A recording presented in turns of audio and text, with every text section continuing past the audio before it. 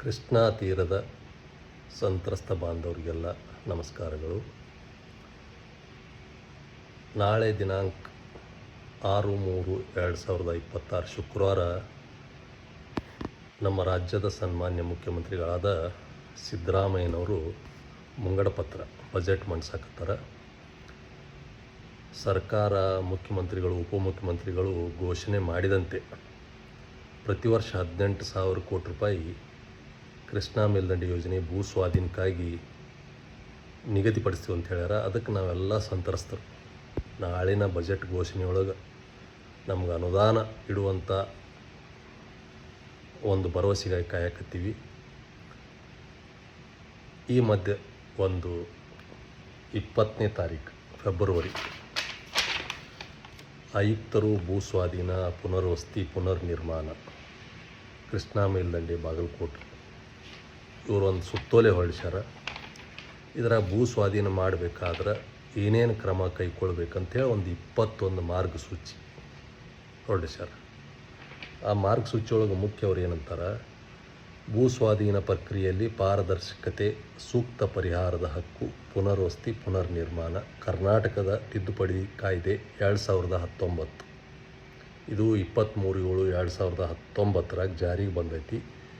ಇದರ ಪ್ರಕಾರ ಕಲಂ 23 ರಡಿ ಒಪ್ಪಂದದ ಐತಿರ್ಪು ರಚಿಸಲು ಹಾಗೂ ಕಲಂ 30 ರಡಿ ಭೂಮಿಯ ಸ್ವಯಂ ಪ್ರೇರಿತ ಸ್ವಾಧೀನಕ್ಕೆ ಅವಕಾಶ ಕಲ್ಪಿಸಲಾಗಿರುತ್ತದೆ ಅಂತ ಹೇಳ್ಯಾರ.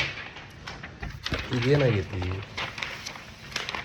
10/9/2025 ಮುಖ್ಯಮಂತ್ರಿಗಳು, ಅಧಿಕಾರಿಗಳು ಹಾಗೂ ಸಂತ್ರಸ್ತ ಜನರೊತ್ತಿಗೆ ಸಭೆ ಮಾಡಿದಾಗ ನೀಡಿದ ಮಾಹಿತಿ ಹಂಗೆ 11 ನೋಟಿಸ್ ಆಗಿ ಮುಂದಿನ ಹಂತದಲ್ಲಿ ಬೇರೆ ಬೇರೆ ಹಂತದಲ್ಲಿ ಇರುವಂಥ ಜಮೀನು ಎಷ್ಟದಾವು, ಮುಳುಗಡೆಗಾಗಿ 29,568 ಎಕರೆ ಐತಿ.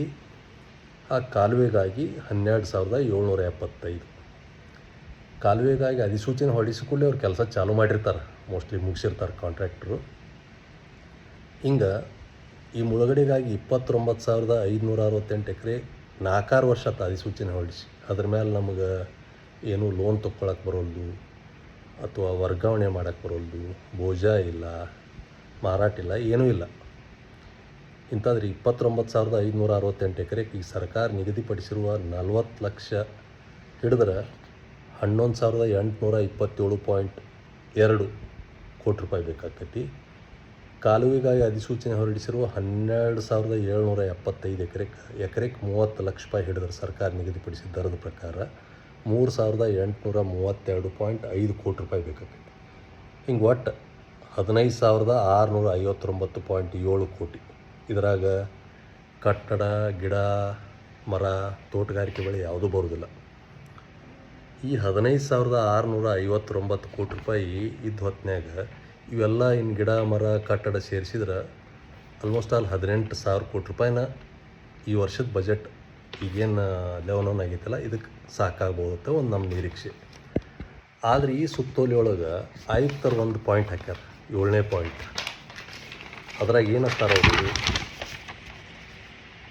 ಪಾಯಿಂಟ್ ನಂಬರ್ 7, ಭೂ ಸ್ವಾಧೀನ ಕಾಯ್ದೆಯಡಿ ಇದುವರೆಗೆ ಯಾವುದೇ ಅಧಿಸೂಚನೆ ಹೊರಡಿಸದೆ ಭೂ ಸ್ವಾಧೀನಕ್ಕಾಗಿ ಬಾಕಿ ಇರುವ ಕೃಷ್ಣಾ ಮೇಲ್ದಂಡೆ ಯೋಜನೆ ಹಂತ 3ರ ಯೋಜನೆಗೆ ಅಗತ್ಯವಿರುವ ಜಮೀನುಗಳಿಗೆ ಭೂ ಕೋರಿಕೆ ಇಲಾಖೆ ಸಂಸ್ಥೆಯ ಸಂಬಂಧಿಸಿದ ಅಭಿಯಂತರರಿಂದ ನಿಖರವಾದ ಕ್ಷೇತ್ರದೊಂದಿಗೆ ತಾಂತ್ರಿಕ ವರದಿಯನ್ನೊಳಗೊಂಡ ಸೂಕ್ತವಾದ ಭೂ ಸ್ವಾಧೀನ ಪ್ರಸ್ತಾವನೆಯನ್ನು ಪಡೆದು ನೇರವಾಗಿ ಭೂ ಸ್ವಾಧೀನ ಕಾಯ್ದೆ 2013ರ ಕಲಂ 30 ರಡಿಯ ಅವಕಾಶದನ್ವಯ ಭೂಮಿಯ ಸ್ವಯಂ ಪ್ರೇರಿತ ಸ್ವಾಧೀನಕ್ಕೆ ಕ್ರಮ ವಹಿಸತಕ್ಕದ್ದು. ಈ ಪಾಯಿಂಟ್ನಿಂದ ಏನಾಕೈತಿ, ಈಗ ನಾವು ಹೇಳಿದೆ ಆಲ್ರೆಡಿ ಒಟ್ಟು ಈಗ ಅಧಿಸೂಚನೆ ಹೊರಡಿಸಿದಂಥ ಜಮೀನುಗಳಿಗೆ ಒಂದು 15,659 ಕೋಟಿ ಬೇಕಾಗ್ತೈತೆ ಅಂಥೇಳಿ. ಈಗೇನಾಗೈತಿ, ಅಧಿಸೂಚನೆ ಹೊರಡಿಸಲ್ಲ ಡೈರೆಕ್ಟ್ ಹಸ್ತಾಂತರ ಮಾಡುವಂಥದ್ದು ಒಂದು ಪಾಯಿಂಟ್ ಹಾಕಿದ್ರಿಂದ ಏಜೆಂಟ್ಗಳು ಹುಟ್ಕೊಂಡಾರ ಸುದ್ದಿ ಐತಿ, ಕೇಳಿ ಬಂದೈತಿ. ಅವ್ರೇನು ಮಾಡ್ತಾರೆ, ಪಾಪ ಸಂತ್ರಸ್ತ ರೈತರಿಗೆ ಯಾರಿಗಾದರೂ ನಿಮ್ಮ ಪರಿಹಾರ ಕೊಡಿಸ್ತೀವಿ ಏನೂ ಇರಲಾರ್ದು ಅಂದ್ಕೂಡಲೇ ಅವರು ಆಸೆಗೆ ಬಿದ್ದು 50,000, 1 ಲಕ್ಷ ಇನ್ನೂ ಹೆಚ್ಚಿನವ್ರಿಗೆ ಎಕರೆಗೆ ಕೇಳಕತ್ತಾರ ಸುದ್ದಿ. ಇಂಥವೆಲ್ಲ ಏಜೆಂಟ್ ಹುಟ್ಟಿ ಅಂಥ ಸಂತ್ರಸ್ತ ರೈತರಿಂದ ಕಲೆಕ್ಟ್ ಮಾಡಿ ಅವ್ರೇನು ಕೊಡಿಸ್ತಾರೋ ಬಿಡ್ತಾರೋ ಏನು ಮಾಡ್ತಾರೋ ಗೊತ್ತಿಲ್ಲ. ಒಂದು ಮುಗ್ಧರನ್ನ ಮೋಸ ಮಾಡುವಂಥದ್ದು ಆಗಬಾರ್ದು.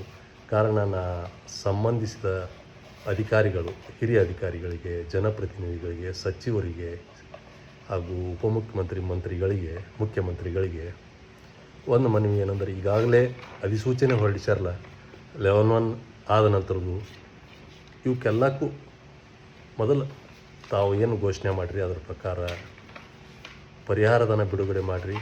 ನಂತರ ಈ 30 ಏರಡಿ ಡೈರೆಕ್ಟ್ ಏನು ಭೂ ಸ್ವಾಧೀನ ಹಸ್ತಾಂತರ ಏನು ಮಾಡ್ತಿರಲ್ಲ ಅದನ್ನು ಕೈಕೊಡ್ರಿ. ದಯವಿಟ್ಟು ಯಾರೂ ಏಜೆಂಟ್ರಿಗೆ ಆಸ್ಪದ ಕೊಡಬೇಡ್ರಿ. ಇದರಿಂದ ಮುಗ್ಧ ರೈತರು ಮೋಸಕ್ಕೆ ಒಳಗಾಗುವುದನ್ನು ತಪ್ಪಿಸ್ರಿ ಅಂತೇಳಿ ಎಲ್ಲ ಸಂತ್ರಸ್ತರ ಪರವಾಗಿ ನನ್ನ ಕಳಕಳಿ ವಿನಂತಿ ಇರುತ್ತದೆ. ನಮಸ್ಕಾರ.